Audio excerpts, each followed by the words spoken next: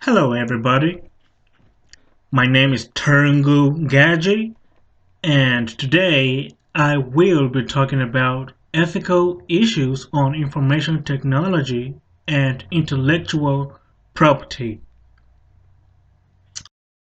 Ethics refers to standards that provide criteria for what is right or wrong, what is worthwhile or what is bad. And generally, many companies or industries have code of ethics that guide behavior of the professionals in that industry. For instance, professors in academic institutions must follow certain code of conduct. The same thing applies to entertainment, accounting, medical, engineering, and a host of other institutions. Some people call code of ethics code of conduct. You can use them interchangeably. Now we have what is called ethical dilemma, and this is a condition that puts a person or group in a position to make a decision that tests moral ethical codes. So if you are placed in a situation that you feel that this violates your code of conduct, don't do it. I have a simple philosophy that anything that brings doubt to you is best for you to use the safest measure. Uh, some individuals and groups, however, violate code of conduct or ethics purposely for their illegal reasons. Uh, some of these fall under piracy, hacking, illegal download of contents on the website, as well as plagiarism. And as you can see, plagiarism is more common in academic institutions, especially students. Lazy students do that. Intellectual property has to do with a person's idea or an organization's idea that they protect through patents or other similar measures that are backed by their legal system or government. Now, among that, we have copyrights, which covers literature and artworks, and we have industrial property, which comes in the form of patent and trademarks. Uh, Intellectual property is important because it encourages entrepreneurs in competitive economies to be much more creative and innovative in bringing new products and introducing new processes.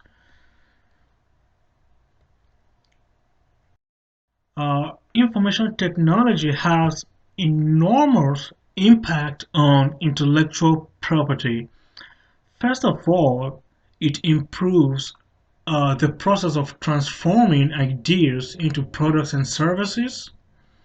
It fosters or encourages product and service research and development. It improved it has improved processes of doing things in the value chain. Companies that are innovative in cutting costs in their value chain add value to their uh, final output or product. And if you can do better than others, you tend to perform pretty well in a competitive uh, market. Uh, Information technology has also changed services and products. For instance, in the music industry, we can download music through our mobile devices or on the internet. In the olden days, it used to be us going to the stores to buy hard copies of CDs or ordering it on website and having them delivered to our doors. There are also huge changes in the distribution process. Just like I said that there has been enormous changes in the music industry, customers can now download music, videos, game content directly from the company's website, and I think middlemen are affected in this process. That is the distributors. There are also changes in the sales and marketing processes. IT, especially internet, we have email marketing, we have search engine marketing, we have numerous wonderful forms of marketing that are supported by technology. Technology has also reduced transaction costs. When customers go on the website like Kayak and compare prices, or go on a company's website like HP's website or Dell and customize products, they reduce transaction costs on them, on their part, as well as the company's part. Uh, Internet, or rather technology, also brings about asymmetric information. There is no gap between companies and consumers. All that the gap is shrinking in terms of customers having information about company's product. Like I said, there has been change in the supply chain, enormous changes, and unfortunately, information technology has also brought forth unexpected ethical issues, and we shall look at that later. The benefits of information technology on intellectual property. It facilitates product and research development. In this regard, IT simulations increases efficiency. Let's use computer-aided design. Many cars these days are modeled in computer-aided design software before they are modeled in the real world, and this reduces costs. IT has also enabled many activities to attain objectives. Uh, for instance, if a salesperson wants to get to a certain number of customers, that salesperson can go on website, different kinds of website, or it could be marketing research websites, and conduct rigorous research and narrow down the customers that he would be pretty sure that he could convert them to actual customers. There are also changes in products and services.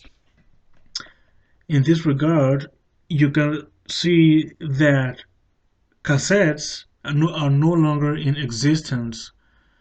CDs replaced them. From CDs, there were MP3s, and now we are using digital downloads to listen to our music, video, and a host of other content. The benefits of information technology continue. There have been massive improvements in the supply chain. IT has enabled mass distributions like music, ebooks, gaming content, and recently, this is very recent trend, unbundling. Many companies are unbundling their products so that they will reach more customers. HBO did this recently, and customization, Dell and HP, Dell started this actually. Customers can customize computers, laptops these days before ordering. And IT has eliminated the middleman in the value chain of activities in many industries. A good example is the music industry.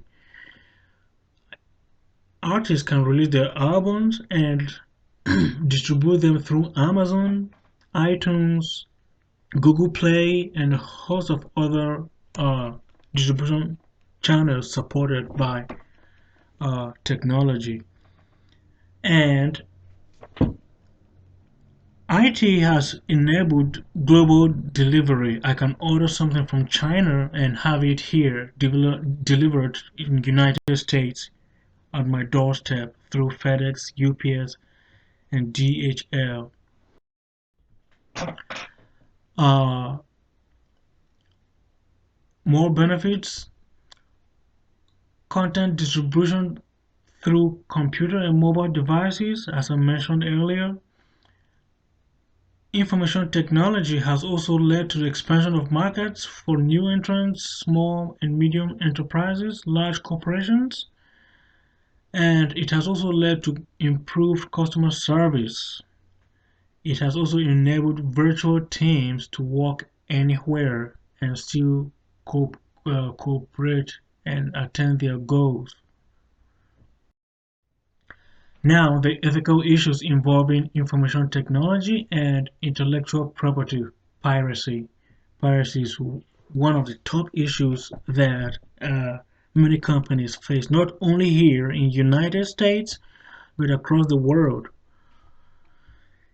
And piracy is kind of reducing a market share for the companies or artists that are not employing their IT effectively. Plagiarism. With the advance in technology, plagiarism has proliferated as well. Some people copy items without accrediting who they got these items from. And hacking and cracking is another serious ethical problem. As you can see, hackers can cost companies to a lot of money. Sony recently lost almost $80 million on the interview movie due to hacking activities. Also, the illegal downloading of of content material off illegal websites can also affect many companies. Limeware, Frostware, BitTorrent are some of these websites that provide such illegal content. Now, efforts made to address uh, some of these ethical issues, government regulations. Many times, United States governments bring forth rules and regulations to curb these activities. Also, awareness can be created to reduce this. Many people may be doing this and they may be ignorant, which I doubt. Probably only few of them. And then companies can also use IT to minimize or prevent internal and external illegal activities. The good IT can stop or at least minimize illegal activities or use of IT to affect these companies. Also, other measures that Apple and Microsoft has employed to help in reducing some of these ethical issues. For instance, you cannot download any illegal stuff on Apple's web on iPhone. Other simple measures include unbundling and customizations. HP unbundled recently, and before many consumers used to go on Watch Series or WatchMovies.com to watch movies on there for free.